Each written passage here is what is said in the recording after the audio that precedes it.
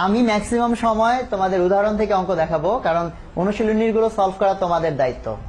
কে কতগুলো অঙ্ক অ্যান্সার করতে পারে এটার চেয়ে অনেক বেশি ইম্পর্টেন্ট কে অঙ্কগুলো নিজে নিজে করতে পারে। মনে করো আমি তোমাকে একটা একটা একটা করে ধরে ধরে অঙ্ক শিখিয়ে দিলাম অনুশীলনীর 10টা, এবং তুমি সুন্দর ওই 10টা করতে পারো। পরীক্ষার হলে যদি আসে তুমি খুব সুন্দর অ্যান্সার করে 100তে 100 পাও। আর অন্যদিকে একটা ছেলে, তাকে কেউ শিখিয়ে দেয় নাই, সে 10টা অঙ্ক পারে না, সে মনে করো মাত্র 5টা পারে বা 6টা পারে, বাট নিজে চেষ্টা করে পারে। পরীক্ষার হলে ও হয়তো ফুল মার্কস পাবে না, বাট আমার বিবেচনায় এবং পুরা বিশ্ব এখন যেভাবে বিবেচনা করে সেই বিবেচনায় সেকেন্ড ছেলেটাই উত্তম, কারণ সে অঙ্ক নিজে করতে পারে।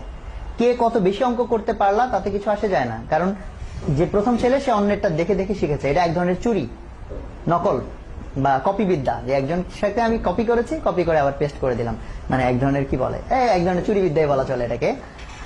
কিন্তু আমরা বলবো যে পড়ালেখা আসলে সেটাই যেখানে তুমি নিজে নিজে করতে পারো। তোমার যদি এই যোগ্যতা তৈরি না হয় তাহলে আসলে পড়ালেখার কোনো অর্থ থাকবে না তোমার।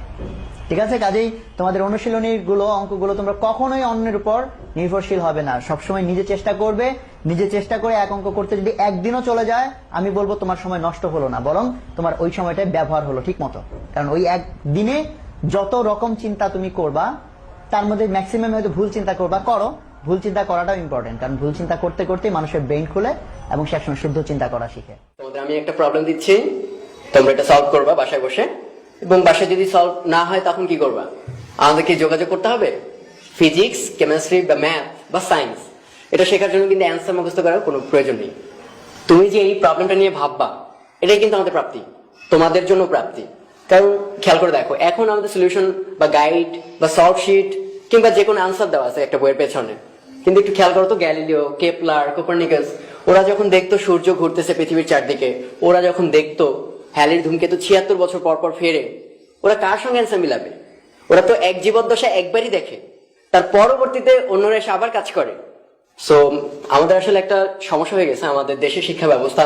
আমরা সবাই খালি বলি যে আমাদের শিক্ষা ব্যবস্থা খারাপ খারাপ খারাপ, আমাদের ইফেক্টিভ শিক্ষা ব্যবস্থা নেই। কিন্তু সবচেয়ে প্রয়োজনীয় যে বিষয়টা, শিক্ষা ব্যবস্থা সুন্দর করার জন্য আমাদের নিজেদেরকেও সুন্দর হতে হবে। আমাদেরকে কমপ্লিট আনসারের উপর ডিপেন্ডেন্স একটু কমাতে হবে। আসলে একটু কমানোর কথা না, কমানো উচিত কমপ্লিটলি। এবং উপরের ক্লাসের বইগুলোতে দেখবা আনসার দেওয়া থাকে খালি বিজোড়গুলোর, খালি জোরগুলোর, কিংবা কয়েকটা সিলেক্টেড প্রবলেমসের। এর অর্থ কি? ওরা কি বাকিগুলো পারে না? অবশ্যই পারে। তার অর্থ হচ্ছে এই যে অ্যান্সার আমি দেবো কেন? তাহলে তুমি কমপ্লিটলি ডিপেন্ডেন্ট। ওই অ্যান্সার মিলানোর জন্য কোন প্রক্রিয়া আগানো লাগে, তোমার থিওরি ক্লিয়ার না। অ্যান্সার মিললে তখন বোঝো যে আমার থিওরিটা বোধহয় এমন হলেই ভালো হয়, বাকিগুলো ভুল। হ্যাঁ, তাই থিওরিটিক্যালি সঠিক যদি তুমি থাকো, সঠিক অ্যান্সার আসতে বাধ্য। ওই অ্যান্সার কোনো বইয়ের অ্যান্সারের সাথে মিললো কিনা এটা আসলেই ম্যাটার না।